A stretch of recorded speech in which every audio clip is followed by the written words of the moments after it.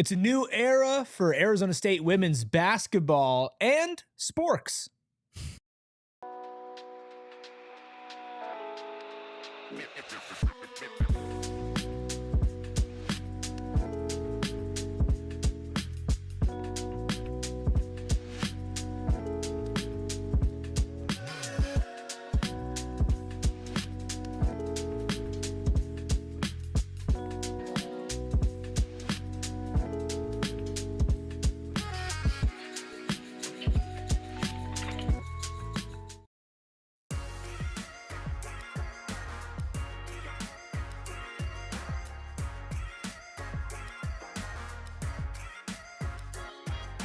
Happy Friday and welcome into the PHNX Sun Devils show. I'm Anthony Totri, joined as always by the one, the only Senor Rubis, also known as Chicken Little, Professor Oates, the Blind Mouse. Filling in for Shane Diefenbach, training producers. Just all of the things. We have got Erickson behind the Mac making all of the magic happen.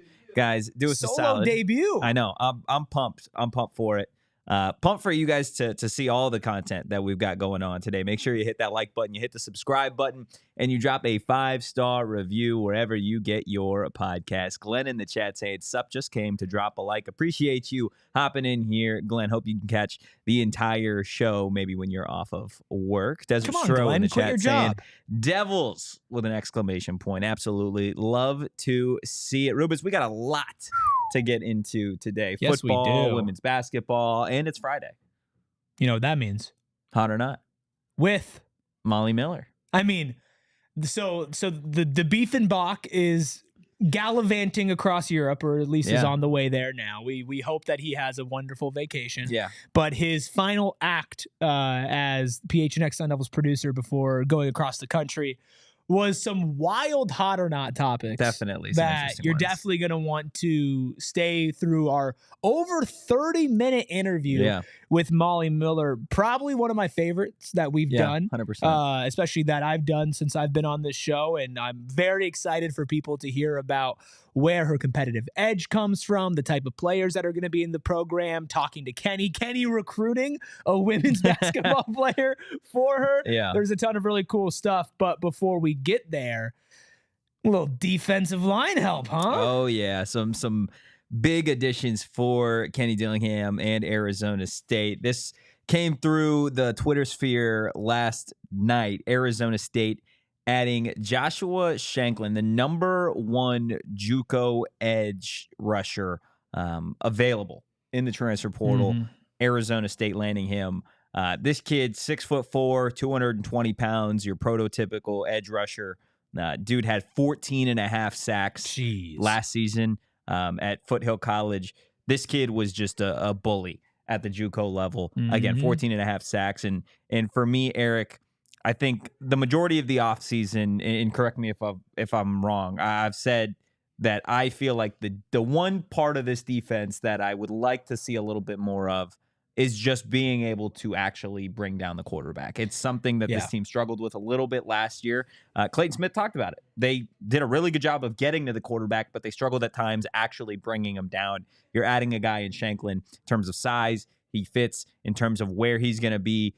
From a motor perspective, I love his ability to be a rotational guy with Prince Dorba, Clayton Smith, Justin Watley, some of those other cats. But at the end of the day, being able to add a proven player like Shanklin, at least at the JUCO level, I think is going to be big for this defense. Yeah, and Glenn in chat says might be on special teams, might have to work his way in. I think what we were looking for with that pressure on the quarterback was some good internal development with the players on the defensive line that are coming back that you just mentioned, some more individual improvement on that specific part of their game. I don't know if I'm going to just sit back and say this guy is going to be pressuring quarterbacks for this team this year. I think he has the potential. A lot of people will look at JUCO and write him off, but let me just list off some of the schools that he's got offers from as a JUCO player. Again, the #1 JUCO edge. ASU, obviously, he's now committed there. Missouri, West Virginia, Ole Miss, Washington State, UCLA, Boise State, Cal, Colorado State, Florida Atlantic, Minnesota, Sacramento State, San Diego State, USF, and Utah. Right? So some good teams. Lots of Big 12 teams. Utah is in there as well. West Virginia is in there. So you're not just finding somebody who only wants to come to Arizona State or had no offers and now like this is somebody who was highly regarded. So we love depth, as Aaron says. You always need depth for these teams. You never know when you're going to need somebody to step up for whatever reason it might be. Not the same position, but you saw with Caleb McCullough last year during the suspensions for BS targeting that you saw in Keyshawn Elliott, that Caleb McCullough stepped up and then became an instrumental part of that team. And as we know, Kenny won't bring you in unless he's really, really in on you helping this team in some way. So whether that's special teams or rushing the quarterback, very excited to have the guy who I'm going to say if he sacks somebody, they got shanked on the team. There you go. I love it. Aaron saying next Elijah O'Neal. Yeah. Elijah O'Neal obviously being a JUCO guy. And I think you can look at what Kenny and the staff have done over the last couple of seasons with JUCO players in terms of their development, right?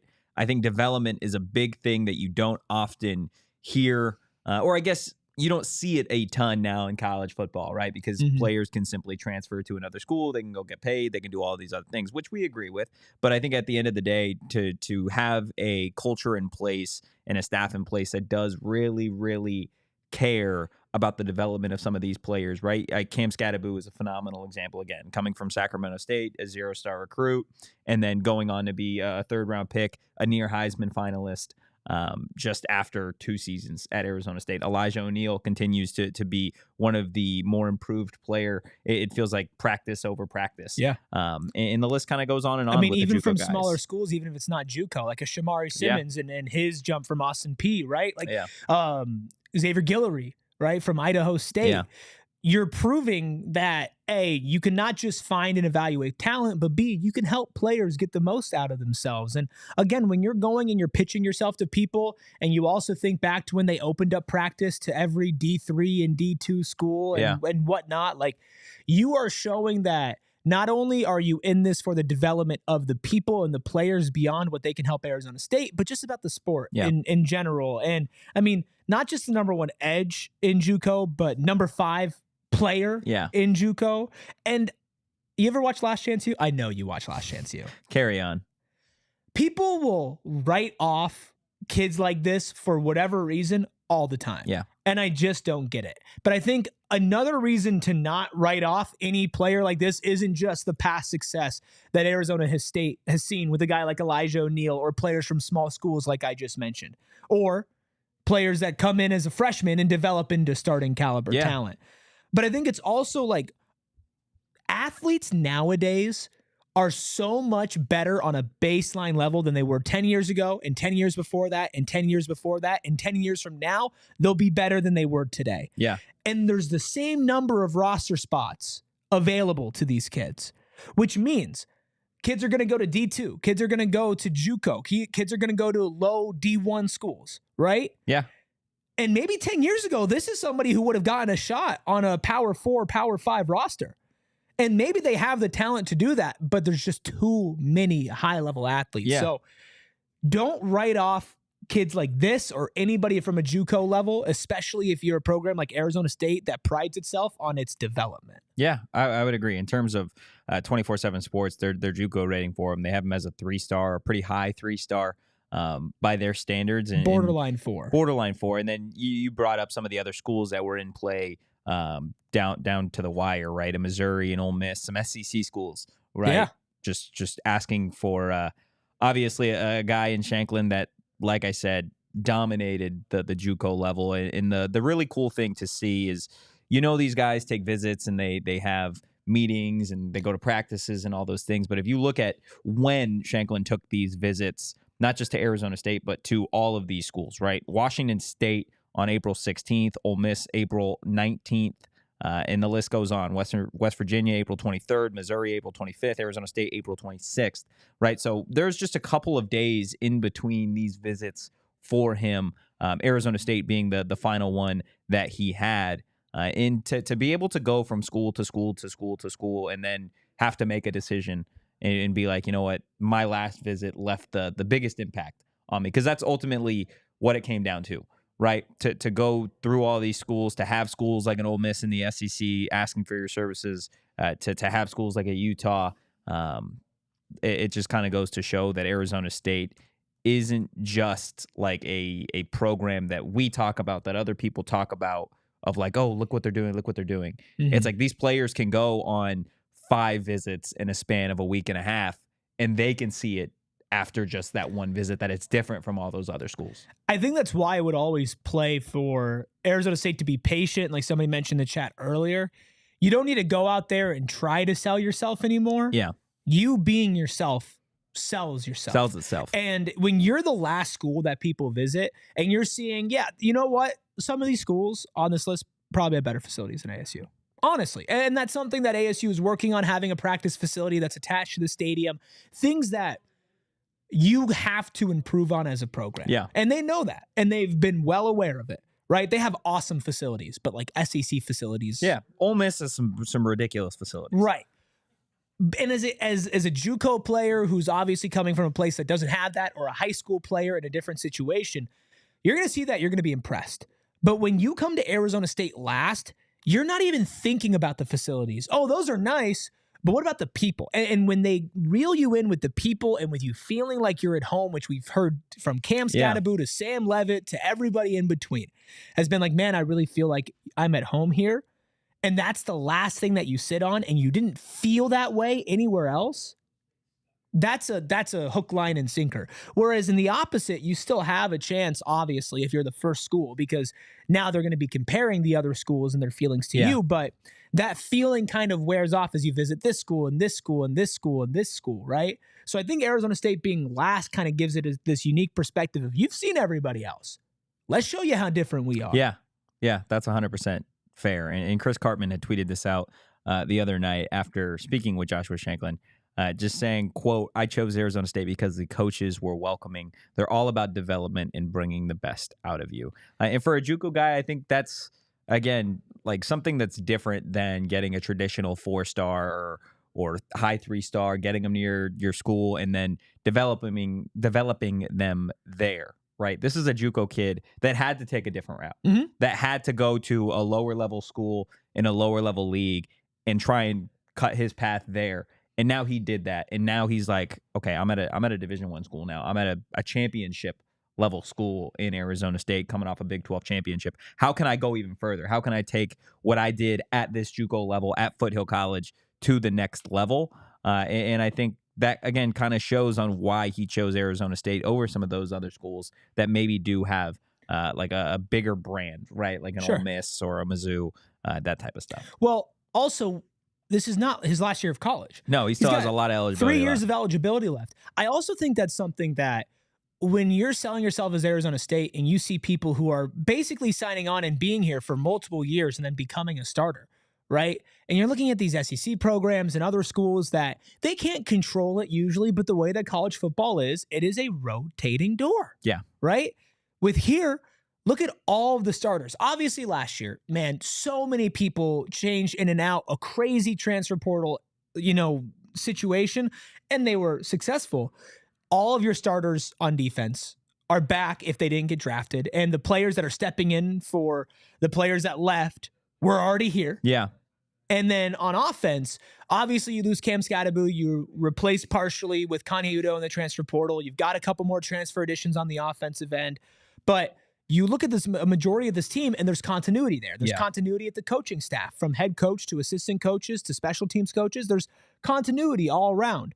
If I'm a JUCO player and I really want to play at this level, and I know that if I go to an SEC program or a different Big 12 program, I'm not going to be promised a starting spot right off the bat, because that's not really how it works. Why would I not go to a place that I've seen develop people, use them as rotational pieces, special teams pieces, and then 1 or 2 years later have them starting on a championship caliber team, but without being lost and forgotten and kicked to the curb simply because you're not a starting caliber player when you walk in through the door? Yeah. That type of stuff, when you are trying to recruit JUCO kids who won't take it for granted to be at this level and want to be there sustained, not just make it, that's a big way to also pitch them, but not in like a cheap way of, ooh, we're selling you this bag of goods that's no good. Yeah. No, like this is just what we do. Come be a part of it. I 100% agree with you guys. Make sure you hit that like button, you hit the subscribe button, you drop a 5-star review, wherever you get your podcast. Before we move on, Erik, quickly, just where do you see Shanklin kind of fitting in on this defense? Obviously, you got fall camp. I know earlier we kind of mentioned we see him a little bit more as a rotational piece. I don't see him necessarily coming in day one and starting. No. Would you agree on that front? Yeah, I would say I would be really happy if he's a rotational piece. Yeah. I think you'll probably see some from him in the first 3 games and kind of get a little taste and see what he can do against some non-Big 12 opponents, especially the NAUs and the Texas States of the world. Yeah. Realistically, probably a special teams guy. Maybe a red shirt if he's not going to be mainly in the rotation to save another year of eligibility and keep him around. I would say I would probably put my money on rotational piece that takes a couple snaps away from the starters and a good injury replacement if something were to happen. Yeah, I don't see him redshirting. That's just my 2 cents on it. I see him definitely being a part of this edge rushing rotation. I think Clayton Smith is far and away your best edge rusher that you have on this team. No one's moving him in terms of where he's going to be along that starting defensive front. I think Dorba and O'Neal are definitely rotational guys, and I think you throw in a guy like Joshua as well, who I don't necessarily see as coming out immediately being a 3-down kind of edge rusher the way Clayton Smith is, the way Justin Watley can be. But I think it's, 3rd and 15, you need a guy who specializes in getting a quarterback down.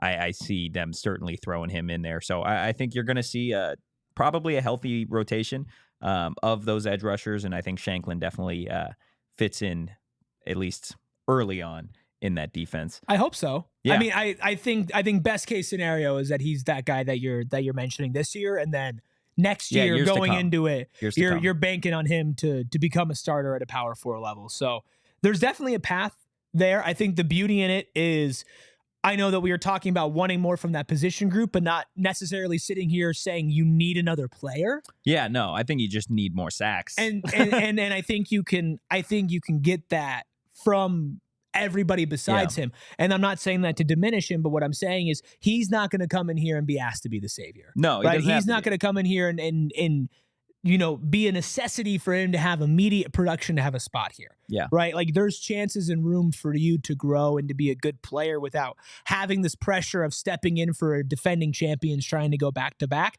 And that's the beauty of continuity and returning so much of your defense, is that when you add new players in, it's so not pressure free, but just a little bit more freeing for them to be able to step in and focus individually instead of saying, holy crap, I got to do what everybody did last year, but better. Yeah, no, I agree with you. Appreciate that comment, David. Aaron asking about Roman Petrie. He's doing well. He's, again, a rotational piece on this defensive line. In terms of the addition of Shanklin, I'm interested to see where Petrie kind of falls now along some of those other rotational defensive ends and edge rushers. Absolutely. Guys, still a ton to get to. The Molly Miller interview definitely coming up next. I know we're both really, really excited for you guys to see all of that. So I promise we will get to that, but we do have to take a quick break. Let me tell you about our friends over at Pure Edibles. Here's the thing with Pure Edibles is I had a long day. You did? Yesterday. I had a very long day. Breaking news. I wish I could be here to tier Big 12 teams. I was going to have some fun with that. But, duty called over on the Suns end. And let me tell you, not the most fun news over in Suns land. So when I got home, I wanted to watch some playoff basketball and I wanted to relax. So I did that with Pure Edibles gummies. I had the Bliss Starfruit flavor ones. They were incredible. They made me feel good and productive as well. That's the best part. I installed a Ring camera yesterday. No free ads. But I did that after taking the Pure Edibles because I knew my dosage and I knew what I needed and I didn't go overboard. And that's exactly what you can do with Pure Edibles, whether it's sleep, whether it's bliss, uplift, balance, whatever it is, Pure Edibles has you covered. Go find yourself some of them at over the 130 dispensaries across Arizona. Guys, it is Friday, so go treat yourself with a Circle K snack today and treat your car with some affordable gas. Why don't you? I need to fill up on the way home today. I mean, everybody does. It feels like I always need to, but you don't even drive that far to get to work. I know, but I feel like I drive so often. Yeah, is the thing. And honestly, it's fine that I have to fill up as often as I do because I am an Inner Circle member.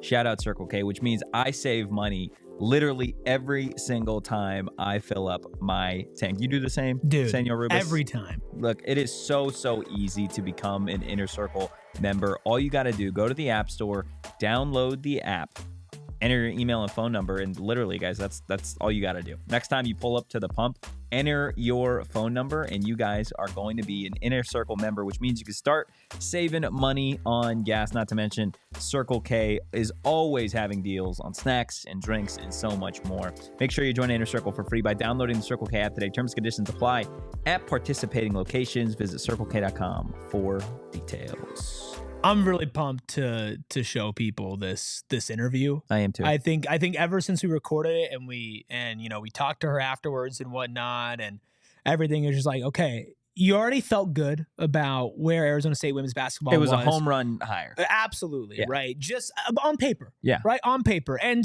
still there needs to be success.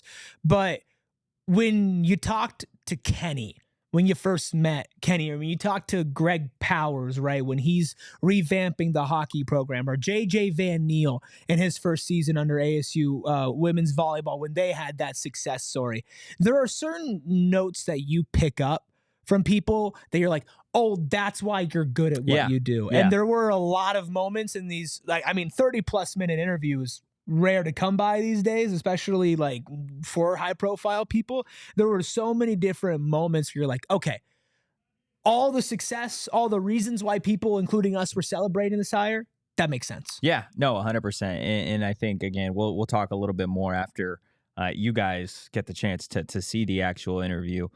But I think her passion just kind of radiates, right? From the moment that she sat down talking about basketball and the type of player that they're looking for at Arizona State, her vision for the program. Obviously, you got the Final Four coming to the Valley this year. Like, she is just juiced and ready to go to build the winner now. Yeah, and I also think there's a lot of self-awareness in this interview as well about how she's grown as a player, as a coach, how things have changed, things that she's taken that she hasn't liked from her past experience and turned that around, where her competitive spirit comes from.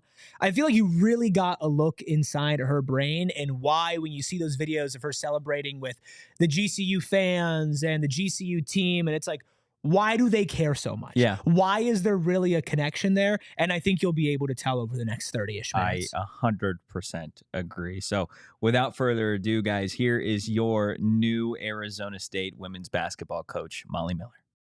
We've got the newest member of Arizona State women's basketball, of course, Molly Miller, the brand new head coach. Coach, we appreciate you taking some time out of your day. Yeah, no, this is fun. I like this part of my day where I can get away from the office a little bit. 100%. Just it's got to have been in just a whirlwind for you the last couple of months. Just if you could just take us through what the last few months, I guess, have been like for you. Well, when you get the job, there's just this immediate excitement, and then kind of that first 15 minutes of the billboard splash and the press release splash and the introductory press conference splash settles down, and then you're like, oh, I got to get a roster, I got to get a staff, I got to get a schedule going. So all that's been in the works, and the first thing, of course, was my staff. Like, that was so important to me, to get people around me that were like-minded, good human beings, great basketball coaches, and I think we accomplished that.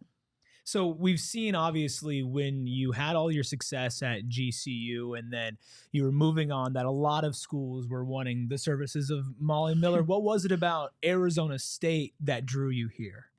You know, when Charlie Turner Thorne was coaching, and I walk into our practice facility and I see Elite 8 banners, Sweet 16 banners, that's motivation for me. I'm super competitive. I believe this is a spot we can get on the national scene and win championships and cut down nets. All those are plural. And I'm really excited, and the competitive nature in me wants to do that. And I only know you can do that at a place that supports you, and specifically women's basketball. And just hearing Graham and talking to him and his vision with the athletic department, the momentum that the football's gained. I mean, Arizona State's the place to be. And so if I can get that women's basketball, that scene kind of on the rise, then I'm really excited for that challenge. But the vision of the program, the resources to the program, this is a destination. I keep on saying this is a pipeline to paradise. for Arizona State, and I'm really excited to recruit here. Where does that competitive nature come from? I don't know. Probably I mean, we've been a sports family, and I've got 2 siblings, and we're kind of stair-stepped 2 years apart. My dad played all the sports in college. He ended up getting a football scholarship, but my mom, she's about as energetic as they come. So I think that blend of my dad's competitiveness, my mom's energy kind of set me up and teed me up to be a coach. And then just that competitive nature of playing sports your whole life. A funny story. I knew my dad knew I was pretty competitive. I was going into high school, and he said, "All right, Molly, if you graduate valedictorian of your class, here's your budget, but you can go pick out any car for college that you have." So I was valedictorian in my class, driving my new car to college, and I'm sure he was like, "I'm sure this isn't going to happen," but I proved him wrong. That's incredible. So would you say you are the most competitive in the family? Oh, that's tough. I mean, everyone's going to claim they're most competitive, so of course I'm going to claim that. Oh my goodness! Like you mentioned, Charlie Turner-Thorne. She is somebody that is just an icon when it comes to Arizona State women's basketball. She was at your introductory press conference. I'm sure you've had conversations with her outside of that. Just what has that been like to be able to pick the brain of somebody that came before you and really establish this program? Well, she has that history element, and I'm like, tell me who I need to get in contact with. And she knows dynamics, so I'm able to pick her brain on that. I had coffee with her yesterday, as a matter of fact, and even recruiting nuggets, like tell me what the sell was and what were some things that you would say. So it's really amazing to have her support, but I've got so much respect for her and what she's done for this program. I just want to make her proud. 100%. So I think we might have glossed over Pipeline to Paradise a little too quickly, because I think we might need to get that on a t-shirt. Yeah. And you mentioned, Graham Rossini and football and Kenny, and obviously like the fan base and Sun Devils have been just revamped to the max over the last year. It's the same way with hockey and Greg Powers as well. You were on a broadcast saying that you were cut from the same cloth. Have you had a chance to talk with Kenny, interact, and be like, oh yeah, no, we're 2 peas in a pod in that sense? Oh yeah, I think that energy just comes natural to both of us, and we have that competitive nature in us too. But the one thing that I really like about Kenny is he's so enduring. Everyone he meets, whether it's a recruit, whether it's coaches, whether it's fans, you can just see that genuineness about him. And we were having a recruit last week, and he came around the corner on campus, and he stopped and said hello and said how amazing this place was, and took time out of his day to kind of recruit our recruit. So I think Graham's building really a network that's a team. In this coaching, we're all in this together. Only coaches really know what coaches go through on the daily. So we understand one another. So to have each other's backs, I've already felt that immediately with, our lacrosse coach was taking me around, Taryn was taking me around campus on a Sunday before I had an official visit. The first Sunday I was here, because I didn't know where anything was at. So I had to do an official visit myself. So one of the coaches hosted me. So that really team mentality has been just a breath of fresh air at Arizona State. I'm curious, you've brought up the recruiting visits, and obviously this roster is going to look pretty different than it did last season, but that seems to be every single year for every single basketball program. How has this recruiting cycle been different for you? And then just what is the type of DNA of the player that you're looking for at Arizona State? Yeah, well, there's kind of some non-negotiables, and you've got to have a motor to play in our system. You can't come out and be lackadaisical or passive. You've got to have this energy and this passion and play hard. And one of my peers, I think it's one of the best compliments I get when they ask, how do you get your kids to play so hard? I'm like, what do you mean? Like, we just do this in practice. Every single day we're playing hard. We replicate game-like intensity in daily practices. So that's something that we look for off the bat. If they've got that kind of pep in their step, that bounce that would really fit our culture and our system. And we comb through the portal, but then we're not just looking at stats and maybe the best players. We're looking at fit. So what my staff and I have done a really good job of is pulling up film and seeing if they're really going to mesh with our style and the brand. So that's something that we do very, very soon in the recruiting process, is just make sure that, hey, we pull them up on the screen, we watch their game a little bit, and make sure that it's going to be a good fit on both sides. Yeah. If you could describe the DNA of an Arizona State Sun Devil women's basketball player under Molly Miller in like a sentence, what would it be? They will be relentless on the court. Relentless on the court. I like it. Kind of like you here. I mean, yeah, just every single day, right? I mean, really, their energy will be relentless. Their effort will be relentless. I mean, they're going to be relentless in the pursuit of excellence. And it's going to go beyond the court. And I know this is more than one sentence, but I'm going to expand a little bit. Like, we want to be champions on the court, but we want to be champions off the court in everything we do. We want to be elite in the classroom, in the community. So you're going to see that from our players. I think everyone will be really proud of who we bring in here to represent Sun Devil Nation. How does a coaching staff get that out of players? Like, what role do you play? Because I know it's got to be in their DNA, but you also got to find somebody that can get the most out of them. Yeah, a couple of things. Kids these days want coaches that can form relationships and be reliable. And I've felt that, and I've seen what you can do when you've got these kids back. You help them grow. You help them achieve their goals. They'll run through a brick wall for you. And I would do the same for them. And then the flip side of that is you got to model the behavior. How can I ask for someone to have energy and passion and good body language and a good attitude if I don't show up with that same thing every single day? So I'm going to come in the gym. I'm going to have a great attitude. I'm going to push them, but I'm going to push myself to give energy and give effort and be the best version of myself for those kids. Is this something that, again, you want somebody that has a motor? You mentioned the tape. It's not necessarily all stats based, but you want a good person too. Mm-hmm. Are these the types of things that you can see just boom from like one visit, one conversation, or does it take the entirety of a visit? Does it take, phone calls, that type of stuff to really be like, okay, this person fits what we're trying to build? Well, portal recruiting is pretty speedy. So you've got to figure out, turn over a couple more stones than maybe a typical longevity of a high school recruit where you've got years to really get to know them. So when you're portal recruiting, what we like to do is rely on a lot of touch points of who they've interacted with in the past, whether it's a past AAU coach, a past college coach, a past school teacher, whatever it may be, whoever's kind of close to them and knows them as a person. We do a good job of not just connecting with the athlete, but every touch point that they've had maybe in their life. And that's been a really good thing for us to kind of get the whole picture of who they are pretty quickly. College sports has changed a lot in the last couple of years. And as somebody who, played college sports, has now coached at so many different levels, are you surprised at all at kind of where everything stands right now? Yeah, I am totally surprised. I never thought that we would kind of be in this landscape that's ever changing, but the best ability as a coach right now is adaptability. And for us, we've got to be able to change with the times, understand the dynamic, how you're able to succeed in this dynamic. Retention is really important. So good culture is important. Relationships are important, which that's why you coach anyway. I mean, I wouldn't tell you that coaches do this just for drawn up an X's and O's play on a board and go board to court. We do this for the relationship piece. And that growth is probably the most gratifying thing for me to see as you watch them come in is that they're just babies as freshmen. And then all of a sudden they're spreading their wings into the real world in 4 to 5 years, and they're growing.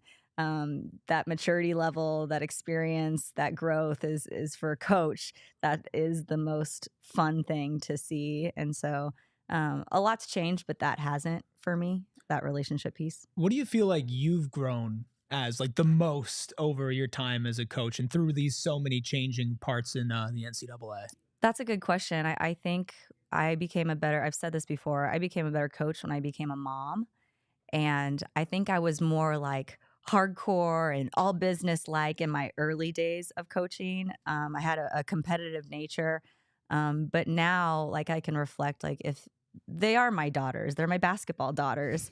And Crosby, my biological daughter, I always put her in their shoes. Like, how would I want someone to treat Crosby? How would I want someone to help Crosby grow, to push them outside of their comfort zone, but love on them on the same time? So I think just that you never know like what that really means until you become a parent and have your own kids. In my experience, it's been the best blessing for me to trickle that down into my profession. 100%. For you, again, going into year one here, you have won everywhere that you have gone. Last year, I believe, 30 straight games. The years before that, I don't think you've had a season at the helm where your team has lost more than 10 games in a season. At the position that you're at now, I'd like you to go back, envision yourself when you were playing college basketball. What would that version of Molly Miller think about this version of Molly Miller? I think she would have not believed that I was going to be in this coaching position. And I'm so fortunate, life takes funny turns, but I went into the corporate world after I graduated, and I loved basketball. I had a high basketball IQ. I was a point guard. I was a coach's kid. I just didn't know why I kind of turned into the corporate world. I got my MBA and had a phenomenal opportunity in front of me. But then when I got the opportunity to coach, I took a pay cut. But then I was like, I can't go back to the corporate world. This is amazing. So it would have been unexpected, but I'm very grateful. And to look back, there were some tough times in my career where I had some coaching changes. So in high school, I played for 2 coaches. In college, I played for 2 coaches. And at the time, you're like, there's not consistency for me. This isn't ideal, but it really was ideal because I took a little part from each one of those coaches. Good, what I liked, what I didn't like, what I could change.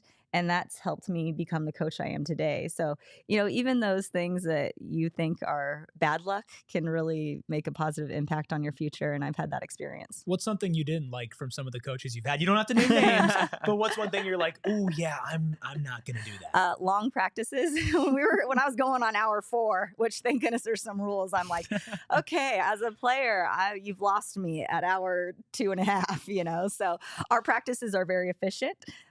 We go really, really hard, but we don't go super long. So that's something I've taken. But I have a lot of good things from the coaches that have coached me before. But efficiency, some have been really, really, really organized. Others, you're like, when are we gonna? What's the calendar look like tomorrow? So we try to be really, really organized in our program. And some of that's feedback, not necessarily from my past coaches, but just from players. I always ask, like, what'd you like from the program before? What you didn't like? I just want to be the best for them. And some things they're not going to like how we do. I call it fork time, and we're 10 minutes before scheduled time. That's on time. If you're on time, you're late.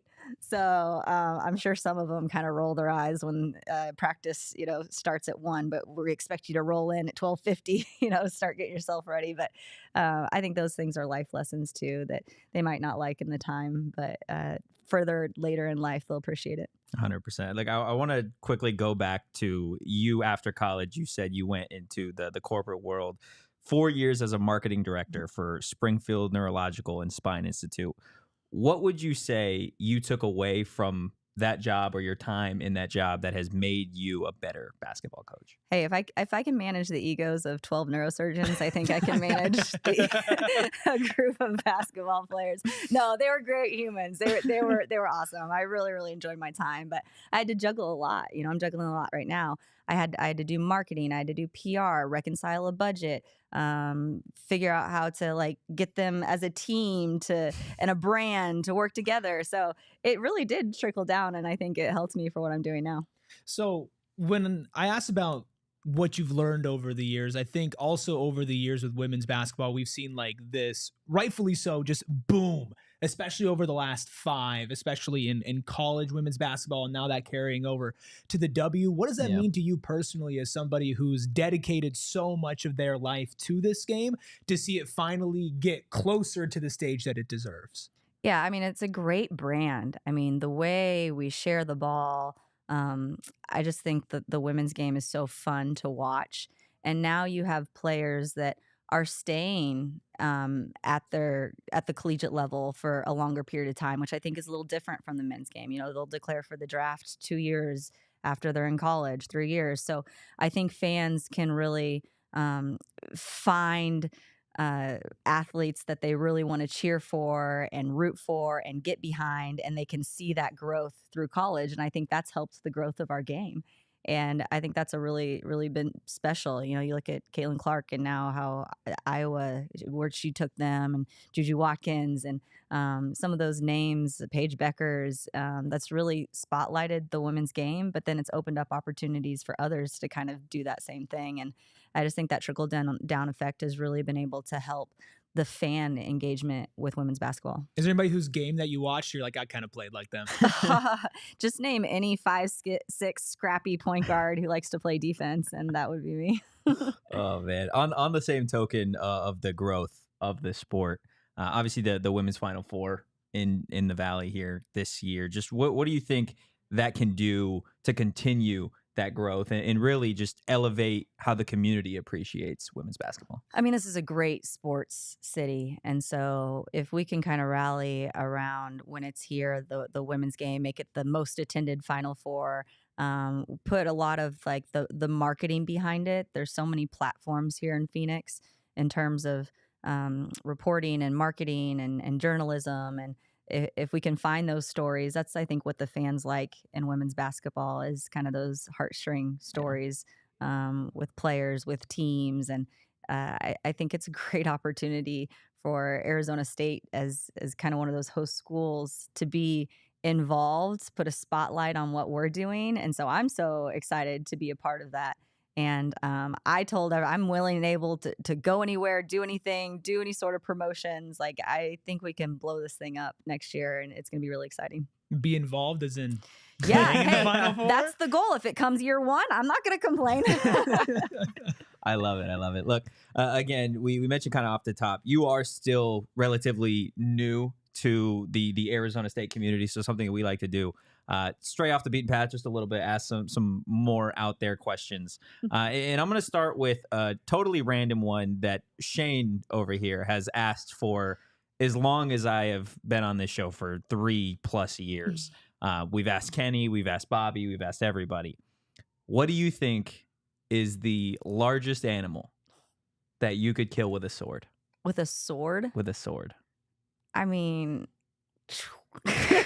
Yeah. I feel like a bear. Bear. Yeah.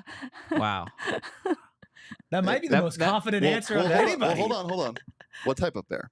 Big distinction. See, I don't know the size difference, but Okay. there's probably not many bears in Arizona. Whichever one would reside close to the desert. That's fair. That's 100% Maybe I'm fair. picking bear because I don't think I'm going to run into one in the desert. Oh, man. What did Kenny, or we had one of the ASU football players on a couple weeks ago. They said an elephant or a lion? Yeah. Kanye? Yeah, Kanye said, I think, a lion. Yeah, he said a lion, which pound for pound isn't even, I don't want to get into it. he gets really, really The correct upset answer is about a it. cow. It is. It's yeah. the boring But answer. it's, Yeah. it's the boring answer. We like to ask this question because we get, hippopotamus, which then I can throw back at them that the hippopotamus is one of the only creatures in the world that'll kill a human and not eat it. Yeah. Because they're very vicious and nasty, so that's not happening. People say rhinos. Come on. Did Kenny say giraffe? I don't know. I don't know. They're too fast for Kenny. Yeah. They're I too need to fast do specifically for Kenny? Yeah. We've seen Kenny run. Come on. I feel like I could sneak up on a bear. It could be stealth-like. Definitely the most competitive in the family. Have to be. She's talking herself into just any bear. do it. Honestly. It's fine. Put me in the jungle. I'm taking on a gorilla by myself. Oh my goodness, that is awesome.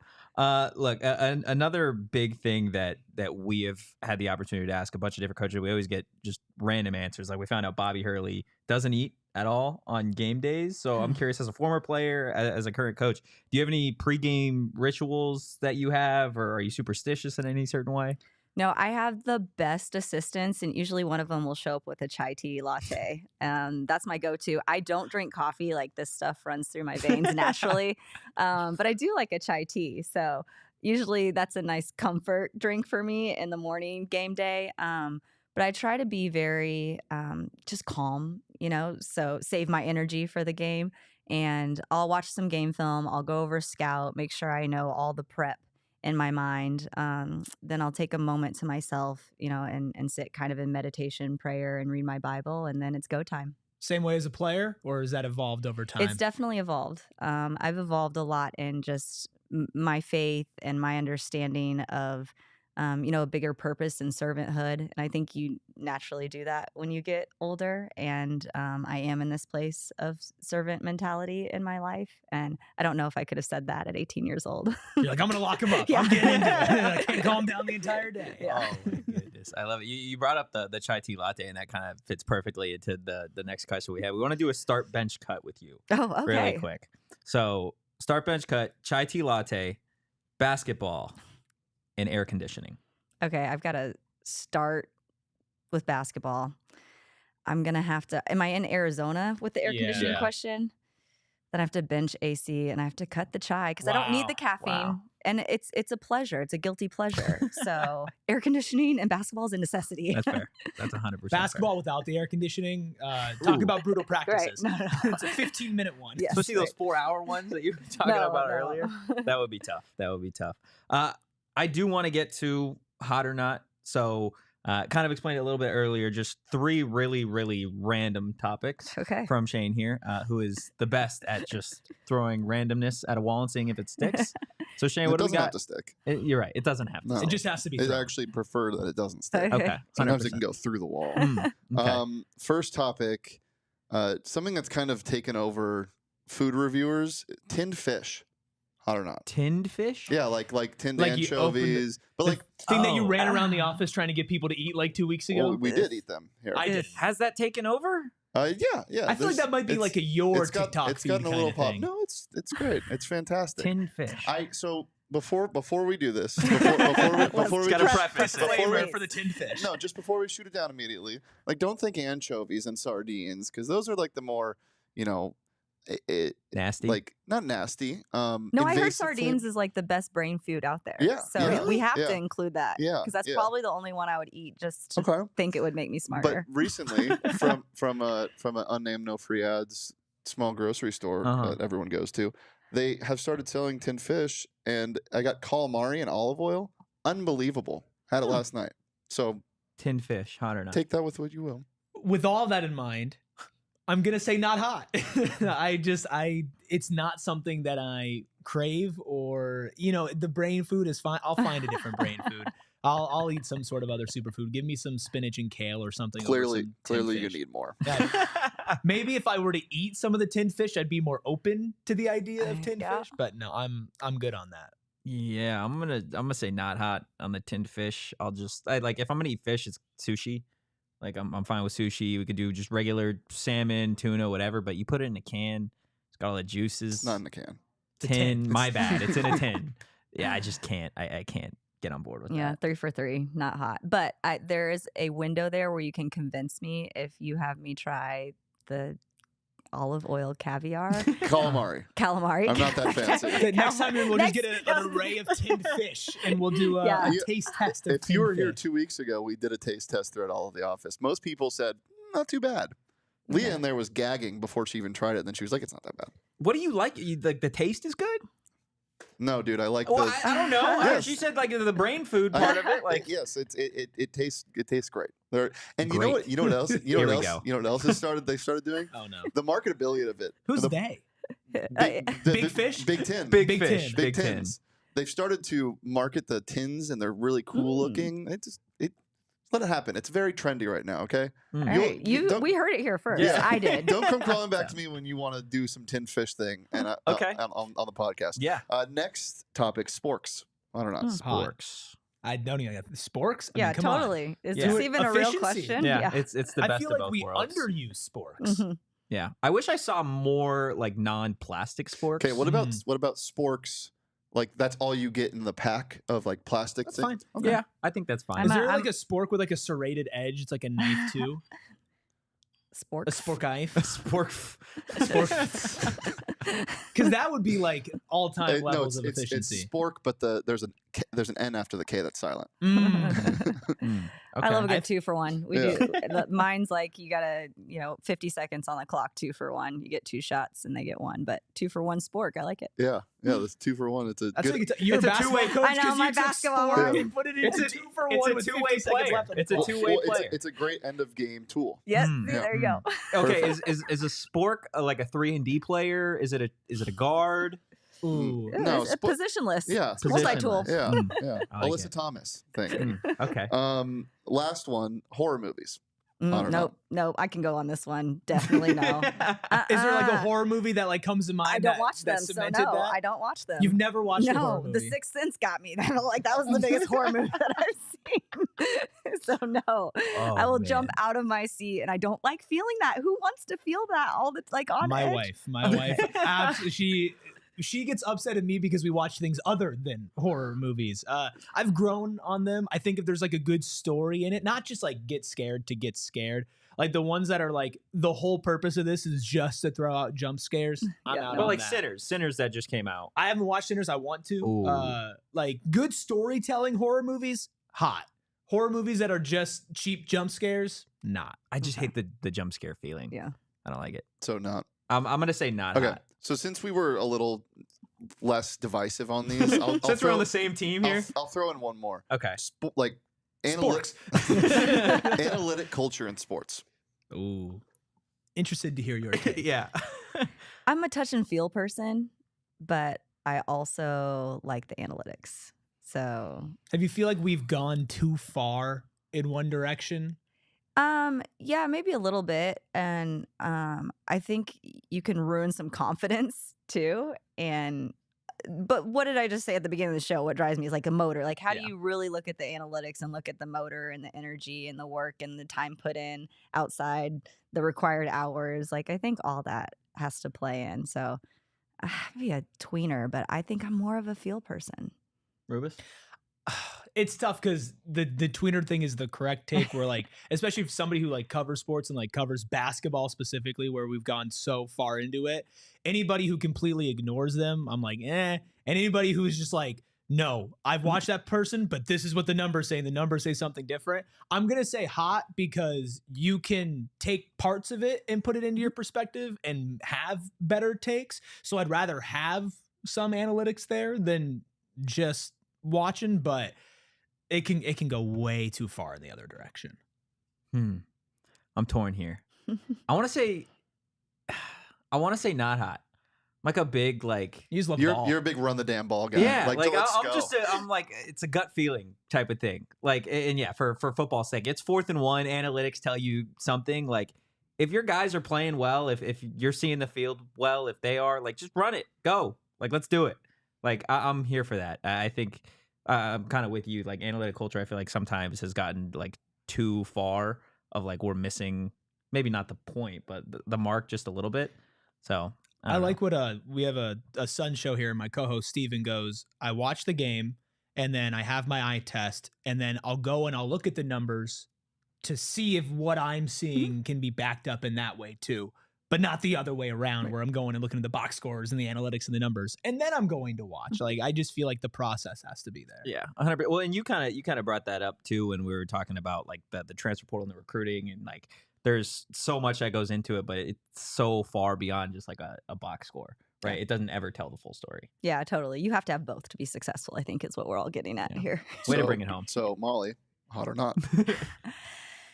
Not, and I'm thinking as you guys are talking too, because like foul up 3, statistically they're saying do that. But like, let's say my post players fouled out and we are they're an awesome offensive rebounding team and we haven't been rebounding well that game. So the chances of them getting an offensive board are really high. Then I'm not going to foul up 3. I'm going to trust my defense. So I think situational, I'd go on feel. I think from a big, broad perspective, the analytics are really good. Love it. Glad we could get back on the same. Or what are you? Are you hot or not on that? I would probably lean toward hot. I'm a big foul up 3 person. I don't really care. But there's a reason why I'm sitting in a chair podcasting. Talking about tin fish. Yeah, talking about tin fish. And enjoying tin fish. There you go. Yeah, I would probably lean toward hot. Goodness gracious, Coach! Before we get you out of here, I think the Arizona State community has definitely welcomed you. They're really, really excited for what's to come beyond this season as well. What would your message to Sun Devil Nation be with still a couple months before the season actually gets started? Yeah, I would say we're accessible and available. Come see us. Come see us before season starts. We'll have some open practices. Get to know our players. They're going to be awesome human beings, really good basketball players. You're going to see that family atmosphere. But I bet they'll be hooked once they come watch a game because we play such a fun, intense style that you can't help but enjoy what the product out there on the floor is. So if they just get a little taste, I think they'll be hooked. So come watch us. It'll be a fun year. And I want to embrace everyone too. So I'm a coach that wants to welcome everyone in. I won't be hiding in the shadows. Like if you see me out and about, introduce yourself, and open invite to Sun Devil women's basketball this year. I'm so juiced. I'm so ready to go. I'm ready for the season to start. And like even listening back, like that 30-ish minutes flew by so fast. It did. And it like not just watching it, but also when we were doing it. Yeah. Right. Like we could have definitely sat down for probably another hour and just picked her brain about, how what she got animals her she start. could kill with a sword. I mean, what animals because she could kill with a sword. Maybe the most confident answer we've ever had from anybody, athletes included. It's definitely up there. I mean, a bear. A bear is definitely it's a pretty ridiculous answer. We've gotten CJ Fight said elephant. I mean, that is nuts. At one point. You're not even puncturing the elephant. Yeah, I mean, but that's what I'd rather the coach, the players have more confidence and give me an obscure animal than somebody give what Shane feels is the right answer and say a cow. Yeah, I want the coach and the athletes to be like, yeah, I could take a lion. Well, the best part was like when you started talking about it, she started talking herself into it more. Yeah, more. Like it wasn't like now that you mention now, she's like, I think I could do that. Still a bear. But what was, besides obviously bear talk, your biggest takeaway from that conversation? I think you could go a number of different ways, but I love the idea of pipeline to paradise. Dude, right? Isn't that so sick? Off the dome? I know, that's come on. It's awesome. Obviously, Kenny had the whole Activate the Valley type of stuff, and we've seen kind of that take off. And I think Pipeline to Paradise, again, just kind of furthers what Graham Rossini is trying to build at Arizona State, right? I think sometimes we can get lost in individual programs and individual players and coaches and whatever, but in reality, they all have the same vision, right? Which is not something that I think this athletic program and athletic department had even just a half decade ago. It felt very individualistic. And with Graham, to hear the Activate the Valley, to hear the, to the Pipeline to Paradise, like those types of things, again, are not only true in a way, but it all kind of goes hand in hand with one another, which I think is really, really cool. So, like when you have something in your brain and you're like, I shouldn't say this on the show because it'd be really awful. Not like in like I'm going to get canceled way, but just like this is going to be really cringy, but I just can't get it out of my head. The song like 2 Tickets to Paradise. Yeah. It's like, I'm on a pipeline to paradise, gonna be a Sun Devil for life. Wow. You can follow the show. You just ripped that off the dome there? PHNX _Sun Devils. Wow, that's incredible. You can stuff. follow me at ERIK. Yeah, no, Good stuff. It was just one of those things where it's like I wish I had maybe like an ounce of musical talent so that wouldn't have been so bad. Yeah. But it also doesn't help you're doing it a cappella right there. You want to give me a beat? I don't. Oh. No, I think I'm good on that front, guys. If you came in a little bit late, maybe you missed part of that interview. If you came in when that was happening, definitely go back for the rest of the Molly show. Miller interview will be uploaded in its entirety to our YouTube channel a little bit later on today. So definitely make sure you check that out. Also, make sure you become a PHNX diehard, because we told the diehards a few days back that Molly was going to be a guest this week. How do you sign up, Rubus, and what's included in a diehard membership? You get nothing, and it's so hard to sign up. Yeah. Psych. Easy to sign up. Go phnx.com/join. Not only do you get access to our diehard Discord, where we do let you know guests that we have on, answer questions, always talking about ASU sports and whatnot, but also you get a free t-shirt or hat every single year. You get 20% off all of our priced events, and you get access ad-free to our website, and of course all of our diehard level content that includes exclusive video content, exclusive written content for all sports, not just Sun Devils. You get it for Suns, Cardinals, Diamondbacks, U of A, Mercury, Rising, everything in between. It really is the best community in all of sports here, and as an Arizona State community, it's been great to see it grow over the last year. Plus, if you do love this school and you are heavily invested in not just football or even just football, but everything going on at Arizona State, I can't think of really any better place to be than here, live on PHNX Sun Devils. Yeah. But then, of course, also as a diehard in our diehard Discord. Agreed, 100%. And it's been a community at Arizona State that's continued to grow and support all of the different teams and programs and players here. More recently, a guy like Shamari Simmons, who I know there were a bunch of people in the diehard Discord, a bunch of ASU fans in general, just asking and trying to find out where Shamari ended up. He is participating in the Seattle Seahawks rookie mini camp. I don't believe that he has been signed as an undrafted free agent. I believe it is a tryout from what I have seen. I could be a little bit off on that, but it is the Seattle Seahawks rookie mini camp. So we'll see if he ends up on that roster. If he does eventually get signed as an undrafted free agent, we've already discussed at length kind of some other players that were on Arizona State's team last year that ended up all around the NFL, guys. But that is going to do it for today's episode of the PHNX Sun Devil Show. Make sure you hit that like button and the subscribe button on your way out. Less than 70 subscribers away. Hit this if you're hearing you and you aren't subscribed, dude. Come on, you're hurting my feelings. Do the thing. Hit the button. It's super easy. Also, drop a 5-star review wherever you get your podcast. And if you enjoyed today's content, give us a follow at PHNX_Sun Devils. You can follow me at Anthony_Totri. You can follow this guy, Professor Oates, over here at Erik Ruby. That is Erik with a K. And ladies and gentlemen, boys and girls, we will see you on Monday. We all silly like the mayor.